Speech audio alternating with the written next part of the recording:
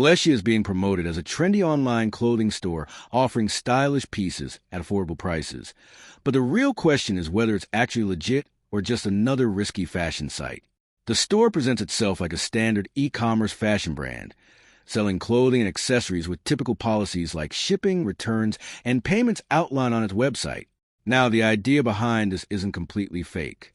Many legitimate online stores operate with similar layouts and policies, so having a professional-looking website alone doesn't mean it's a scam. However, here's the key issue.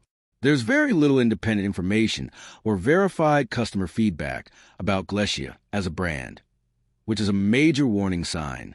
Most of what exists comes directly from its own website rather than trusted third-party sources. There are also some concerns around transparency. There's no clear brand history, no strong online presence, and no widely recognized reviews confirming product quality or customer experience. Looking at similar low-known clothing sites, the pattern is often consistent. Customers report issues like poor quality, long shipping times, and difficulty getting refunds. User experiences for Glescia specifically are largely unknown, which actually increases the risk. A lack of reviews can be just as concerning as negative ones, especially for online stores.